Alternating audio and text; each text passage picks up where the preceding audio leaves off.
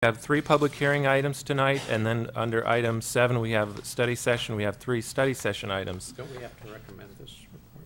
Yeah. Oh, yes, we do need to make a I recommendation. move to recommend the report as it is. Second that. Thanks, Buzz. So, without objection, I don't think we need a roll call on that. On to item 6, public hearing items. Because of the number of items, I'm going to ask that we limit public comment to 3 minutes. And I actually have to recuse myself on the first item, the Maroney Two Lot Subdivision.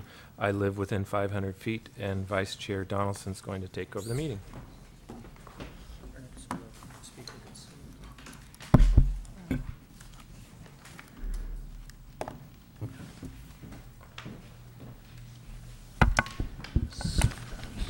Is there a staff report? Yes, our planning technician, Susan Summerford, will make the staff presentation on the first item.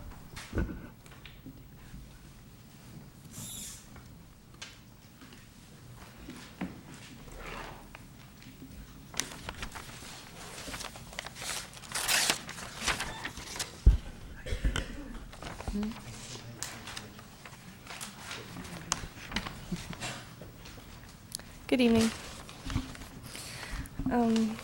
This is an amendment to a previously approved parcel map that was approved on July 27th. It was a minor subdivision to divide one parcel into 2 lots in the medium-density residential zone. The proposed change would, the proposed change would be to modify one of the conditions of approval that was required and set by the commission, and that is the minimum 25-foot lot frontage on the street. And the reason for this is, as we discussed on the July 27th hearing, there was a historical lot line dispute between the neighbor to the west.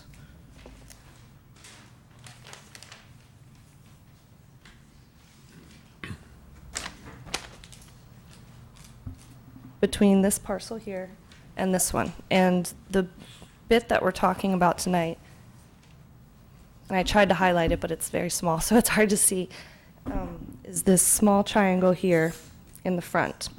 And the commission had recommended that this frontage be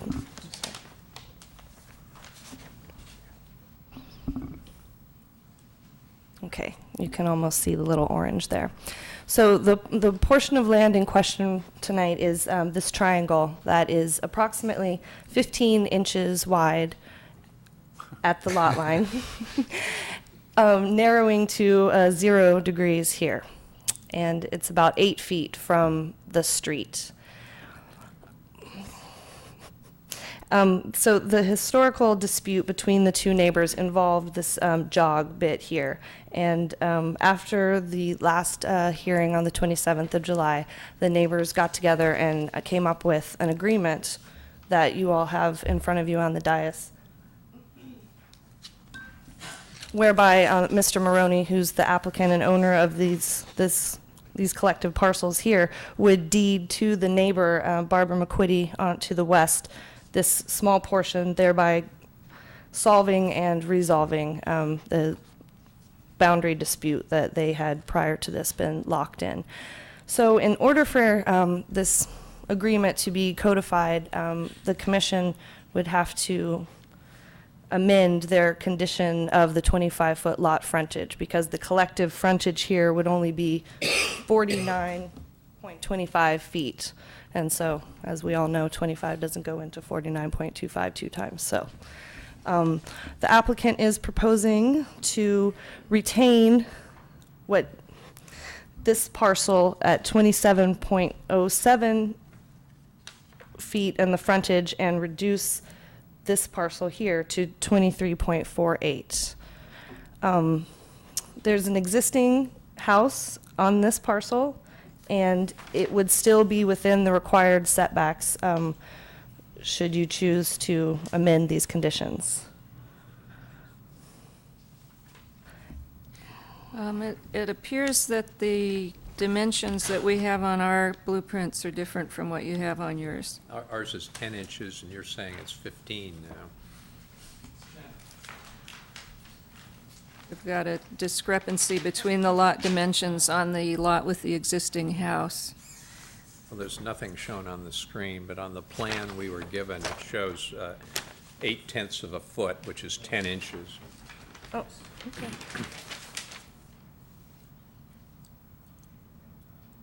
Okay, that's, Okay. Yeah, That that's was the the one we have. before, this is the after. So that's, and I have the same thing here marked. So you can see the orange bit there, and it just straightens out, whereas prior to that, it had a little jog. Now it's actually a straight line.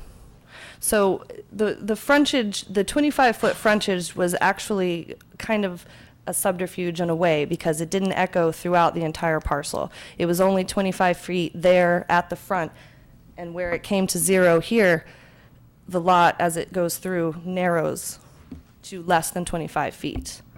So the condition of approval of a 25-foot lot frontage didn't make the entire lot 25 feet, it just made the street frontage 25 feet. Also on our map, there's, in the staff report, the parcel 1 is identified as having a 22.18 foot frontage. In our map, it's shown as 22.65, if I understood the staff report correctly. That would be So- the additional 5 inches. Yeah, so we just need to make sure that the correct dimensions are on the map that's filed. Definitely, since it's, less than 2 feet that we're talking about here. Okay, I'm sorry. I think the problem was we didn't really have an accurate survey until just before the packet went out. So I think we were playing with different numbers, Yeah, didn't quite get them. We took our, That's Sync. understandable, but I want to make sure, since there's been some debate and misunderstanding for a number of years, that it's clear and correct, and we don't have it brought back to us for a third time. Good point.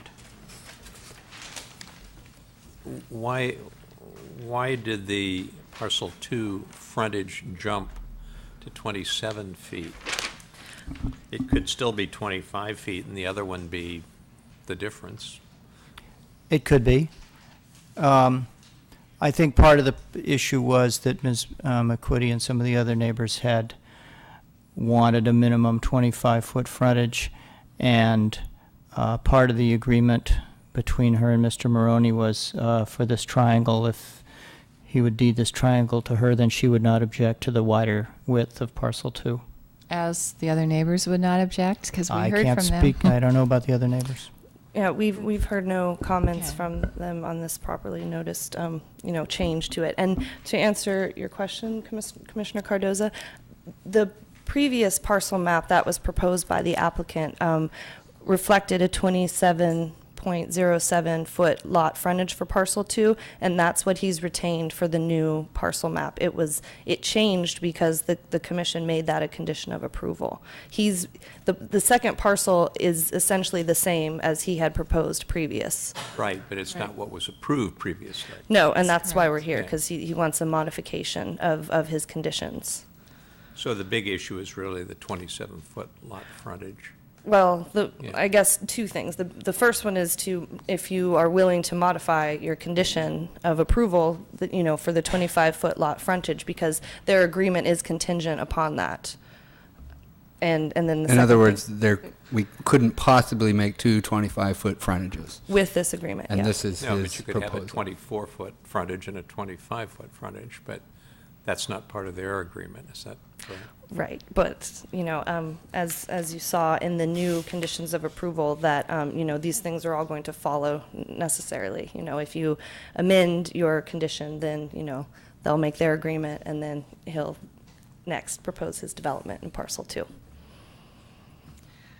okay, are there any other questions for staff? Could you put the original one from the last meeting back up for a second? I don't have that in front of me. Okay. This is the before.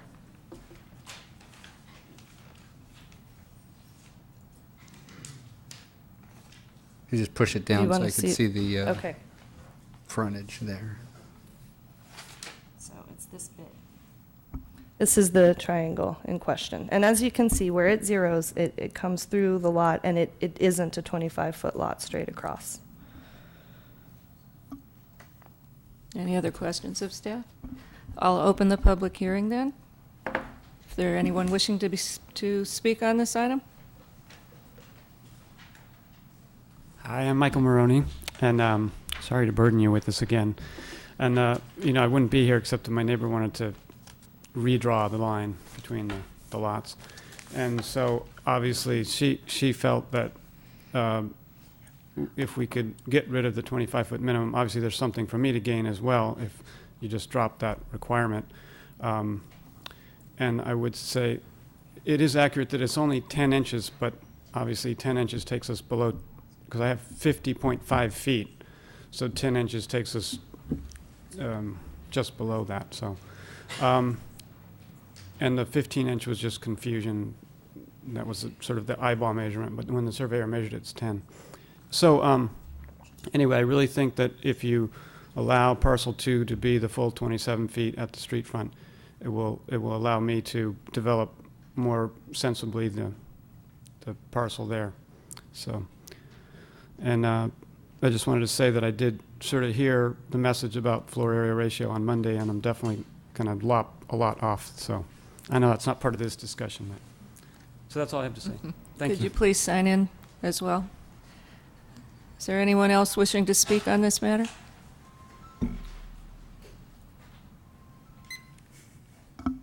Just to drag this item out a little longer, Jim Martin, 64th Street, speaking as a neighboring property owner. When I spoke to the commission on this item previously, there was a question about the existing home where you're looking at a lot line adjustment again, and the fact that you were approving a parcelization of that home with no off-street parking. And I pointed out the trade-off. If you required off-street parking under the front of the building, we'd lose an on-street parking stall. You approve that separate parcel with no off-street parking requirement. The sidewalk in front of that home is a wreck. There is an existing curb cut. You can see on this map in front of you the entire runs that served the vehicle that used to park under there.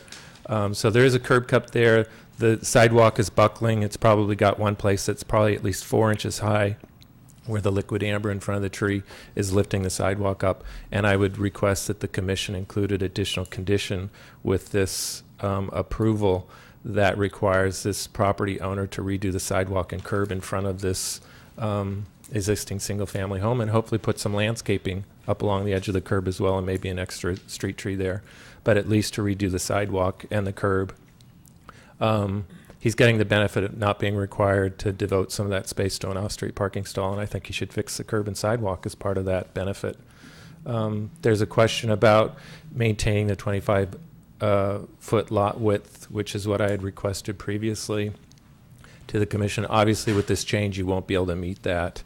And I don't want to open up another can of worms with the resolution that this applicant has now met with the property owner to the west. So I'll let the commission sort that one out. Thanks. Is there anyone else wishing to speak on this item? We'll close the public hearing. No, one more. Oh, one more? Greg's Oh, coming sorry. up. Reopen the public hearing. Greg Harper, 1420 45th Street. I was on the city council when Mr. Martin moved his, when the building was constructed by the redevelopment agency that Mr. Martin ended up buying.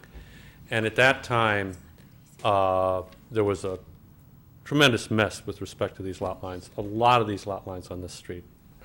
Anytime you can adjust one of these things to reflect reality, even if it's only 8-10 inches, do it. I mean, landowners are properly jealous, and it will just keep all kinds of problems from occurring. As far as the lot line distance, I didn't understand what the point of the 25 feet was. I know it came from the neighbors for some sort of thing, but to me, as a planning commission, you should say, do the parcels give the proper setbacks to the existing structure? Obviously, you want that. But other than that, I'm not exactly sure to what extent a planning commission should go past that, because after all, there's a design that's coming forth on your 27-foot lot there that will presumably be more in proportion to that lot. So I would very much encourage you to approve the recommendation. Thank you. I just want to say Please that sign in, please. I think that's a reasonable request. He's correct, the sidewalk's a big wreck there, and I'm okay with that, so. Anyone else wishing to speak on this matter? I'll close the public hearing. Commissioners, any comments? I have a Oh, go ahead, Buzz. I have a question to staff. Clearly, this plan that's up on the board there shows the driveway going under the house. Was there a hearing or a permit issued to allow the garage to be removed? In the existing house? Excuse me? I'm sorry, could you repeat your question? There clearly was a garage under the house at some point in the past. Was any official action taken to relieve that garage, to remove it? Remodeling permits, anything of that issued on the property? I really don't know about the historical presence of a garage or not, but as to building permits, the applicant has applied for and received building permits for all of the upgrades in the existing home. Okay, so whether that included the removal Yeah, of the whether that garage? included removal of a garage, I don't know the scope Would that of have it. been something the building department normally would allow? We would have checked that. I think there was no garage there when you bought the house, was there? So when the garage was removed, it was if there was a garage, it was probably a long time ago. And if it was prior to 1988, then it would have predated our current zoning ordinance, and it would have just been approved. Today, of course, we wouldn't allow that without looking at the parking issue and a possible parking variance, or providing parking somewhere else. But if it was back before '88, staff wouldn't have looked at that then. Charlie, I just wanted to follow up on Jim's recommendation regarding repairing the sidewalk. I know Mr. Maroney is okay with that. Is that something we would condition now, or would we condition that when he comes in with his application to construct a house on the property? You can do it either way, but you can condition the subdivision on that. If you wait, you're taking a chance that maybe he might decide not to build a house, and then you won't get the sidewalk fixed. Okay, good. Any other commissioner comments? First, I think it's great if the neighbors were able to talk. It wasn't very pretty the last time we met and talked about this. And I think the last time I made the motion, or I can remember if Buzz did, to approve it as it was proposed at that time. I still feel like a larger lot there would make for a better design, and it really wouldn't give him, ample space to create a monster home or anything that we've been talking about lately. So I definitely, and it's nice that he agrees right away to improve the sidewalk and replace the trees right away. So great, let's add that in there. But I'll move to approve with that change. I'll second. Should we get a roll call? Ready? Okay. On the motion to approve, and that's with the added condition that curb, gutter, sidewalk, trees, landscaping be included in the subdivision approval. And also just to make sure that the map is accurate when it's Right. filed. Right, we will. Well, the conditions reference the map, so if, Okay, but I think just so that there isn't any misunderstanding 10 years from now, that it needs to be completely accurate. Okay, we'll check that. Okay, on the motion, Commissioner Cardoza, Aye. Commissioner Flores, Aye. Commissioner Germain, Commissioner Jeffrey, Aye. and Vice Chair Donaldson. Aye. 5 ayes, the amendment to the application is approved. This decision may be appealed to the City Council within 15 days.